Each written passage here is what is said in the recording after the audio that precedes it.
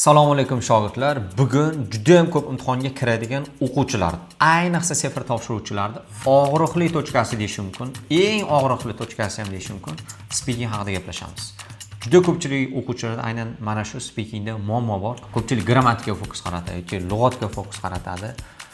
Soatlar, kunlar, oylar ketaveradi, masalan, aynan lug'at ustida ishlash uchun, grammatika ustida ishlash uchun, lekin hech qachon gapira olmaydi, ravon gapira olmaydi. Stop Obama to help the Muslim Brotherhood.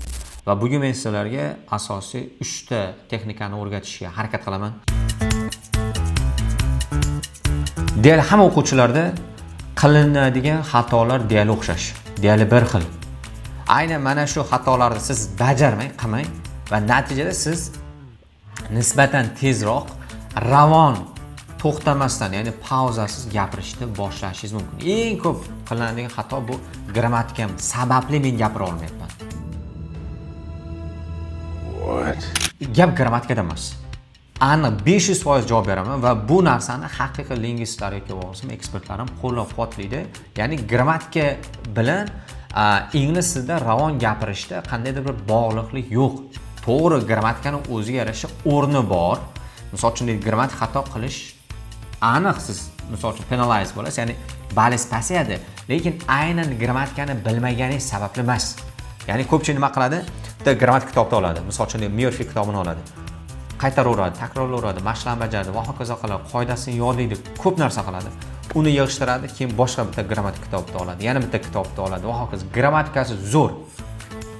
Hali ham speaking chiqmadi. Keyin bolaniki tepib qoladi. Demak, menda muammo lug'at ekan. Lug'at yo'llaveradi. Lug'at yo'llaveradi. Misol uchun har xil kitoblarda, misol uchun destination bo'lishi, boshqa bo'lishi, ko'p kitoblarda yo'llab tashlaydi. Lug'at daftarlarini to'ldirib tashlaydi. Daraja jihatdan misol uchun lug'ati va grammatikasi C1 da bo'ladi. Speaking esa A2. Bo'lsa A2, bo'lsa A1 bo'ladi.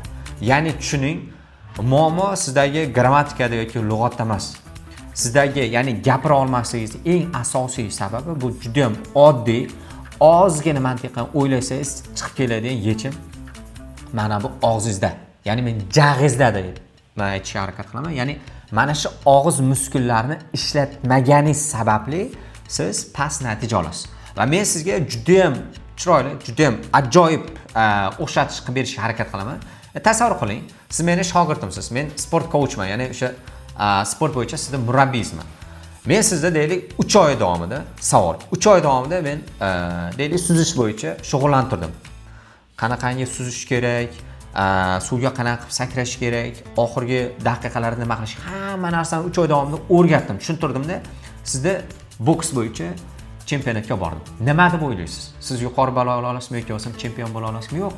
Chunki men sizda suzishga tayyorlayapman-da, boksga boryapman. Yoki bo'lmasa suzishga tayyorlayapman-da, men siz shaxmatga boryapman. Siz boshqa narsaga tayyorlanyapsiz. Agar sizda tasavvur qiling, agar siz misol uchun grammatika bo'yicha yoki bo'lmasam lug'at bo'yicha qanaqadir chempionat bo'lsa, siz zo'r balo olasiz. Sizga misol uchun deylik C1 kerak bo'lsa 7.8 qo'yib beradi. Grammatikangiz bo'yicha yoki lug'at boyligingiz bo'yicha. Lekin siz speakingdan yuqori balo olmoqchisiz. Boshqa narsaga emas, aynan speakingga fokus qaratishingiz kerak. Eng asosiy muammo ham mana shunda. Va aynan mana shu qoidalarga amal qilsangiz, siz ingliz tilida hech qanaqa pauzasiz, ravon gapirish, to'xtovsiz gapirishni boshlaysiz. Birinchi qoida, eng oltin qoida deyish mumkin, think in English, ya'ni ingliz tilida o'ylash. Qoida sifatida yozib olishingiz mumkin. Ingliz tilida o'ylashni boshlamagunizgacha siz ingliz tilida sayrashni boshlay olmaysiz. Juda ham oddiy, juda ham oltin qoida.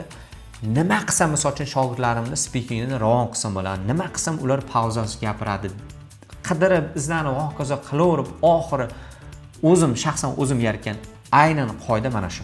Bu qanaqa bo'ladi? Domla, qanaqa inglizcha o'ylanadi desa, misol uchun tasavvur qiling, eshikdan shunday kirib keldingiz. Eshikdan kirganingiz sizning miyangizda deylik devor sifatida shakllanmasi kerak. Wall degan so'z kelish kerak. Yoki bo'lmasa tepada misol patolog bor, ceiling bo'lish kerak. Yoki bo'lmasa lamp, light, laptop va hokazo. Ya'ni siz misol uchun deylik yurganingizda, misol uchun daraxtlar oldidan o'tayotgan bo'lsangiz, sizda xayolingizga daraxt degan so'z kelmasi kerak. Sizda xayolingizga tree degan so'z kelishi kerak. Qachon bu narsa yetib kelinadi desa, bu aynan immersive language learning orqali, ya'ni ingliz tiliga sho'ng'ib ketish orqali bo'ladi. Va buni juda ham zo'r metodi bor, juda ham oddiy, juda ham sodda. Buni biz 1 minute English brain dumps deymiz. Ya'ni 1 daqiqalik ingliz tilida miyani o'sha sho'ng'ib olish. Buni qanaqa bo'ladi desiz, siz hech qanaqa 1 daqiqa davomida siz gapirasiz. Misol uchun deylik, oddiy mavzular. Misol uchun family haqida gapirishingiz mumkin, friends haqida, hometown, har xil mavzuda gapirishingiz mumkin. 1 daqiqa timerda qo'yasiz. Gapirishni boshlaysiz. Hech qanaqa grammatikaga qaramaysiz. Qoidani tushuning. Hech qanaqa grammatikaga e'tibor bermaysiz. Hech qanaqa lug'atlarga e'tibor bermaysiz. Ya'ni xato qilishingiz mumkin grammatika jihatdan, lug'atlar noto'g'risini ishlatishingiz mumkin. Muhimi 1 daqiqa davomida tinimsiz gapirasiz.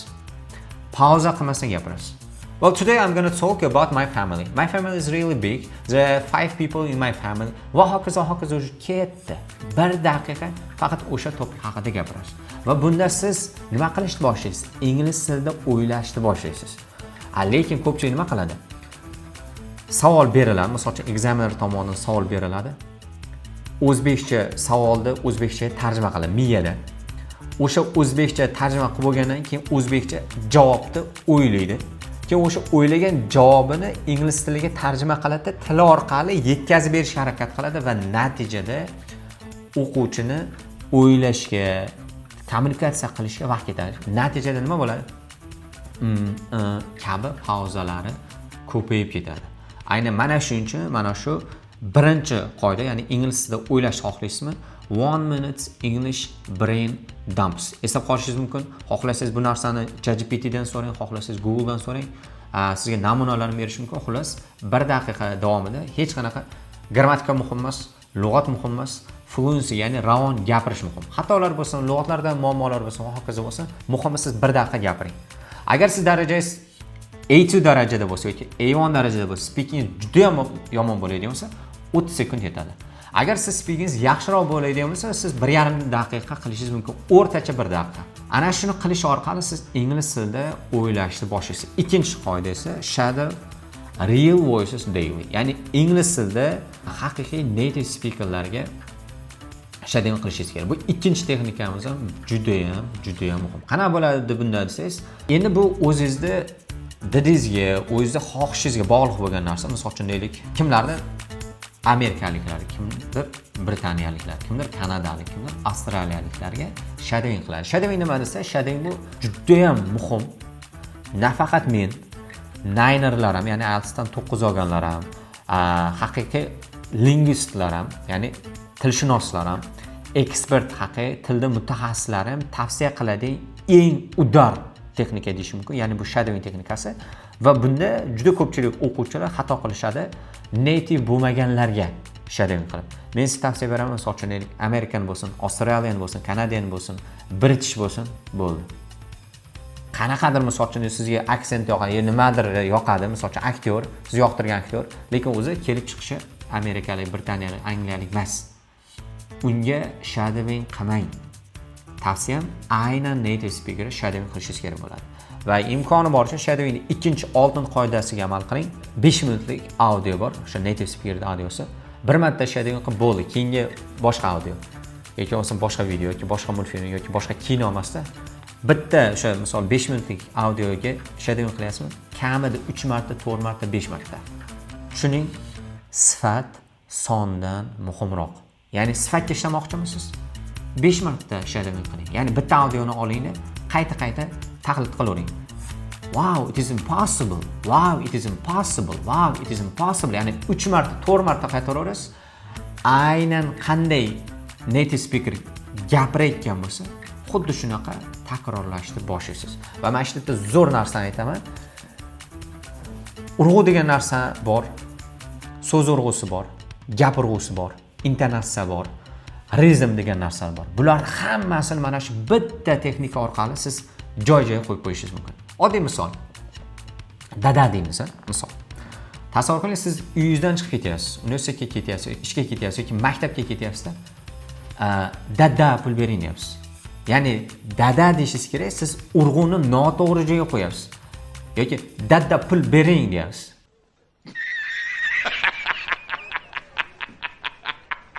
Mana ko'rasizmi, g'alati, kulgili. Aynan mana shu narsani tushungan holda siz shadowing qilgansiz mana shunaqa xato qilmaysiz. Ya'ni o'zbek tilida qanaqa kulgili tuyuladi. Misol uchun uyga keldingiz. Ayya deyapsiz. Ayya deyishingiz kerak. Ayya ovqat pishdimi deyapsiz yoki misol uchun. Yoki ayya nima ovqat qildingiz deyapsiz. Ayya deyapsiz. Ovqat qildingizmi deyapsiz.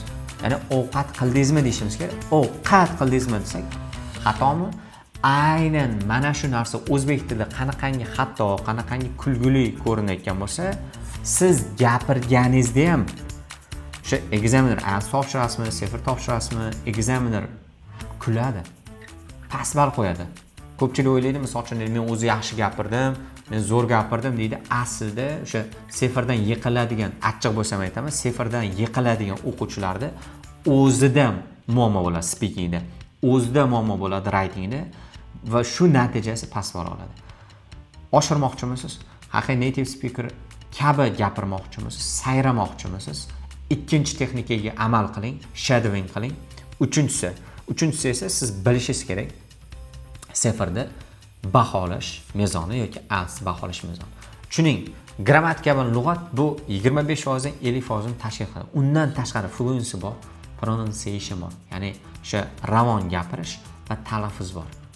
Va mana shu baholash mezonini yaxshiroq, chuqurroq o'rganishingiz kerak bo'ladi. Aynan seferda ham, aynan IELTSda ham baholash mezoni mana shu YouTube videoni pastida havola qoldiraman.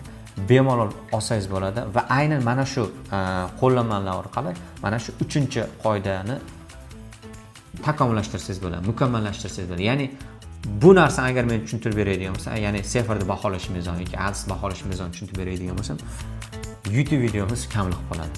1 soat, 1,5 soat yoki 2 soat davomida men maydalab tushuntirishimga to'g'ri keladi.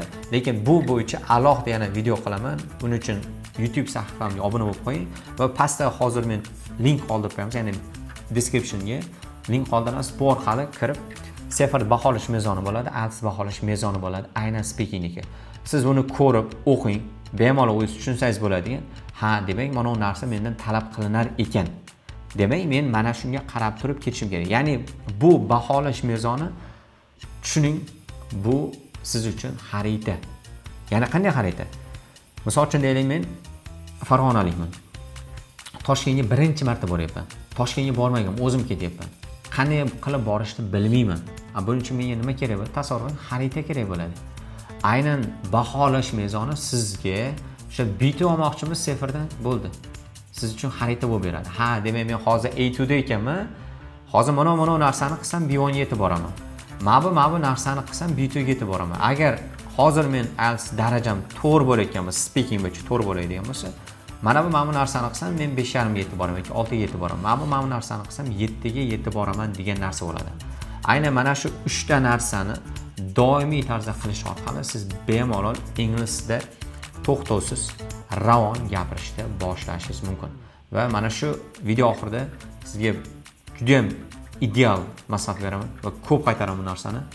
Bilag'on emas, qilag'on bo'lishingiz kerak. Ya'ni prosta mana shu YouTube'da ko'rib, ha, bo'ldi demak, endi meni speaking oshib qoladi desangiz xato qilasiz.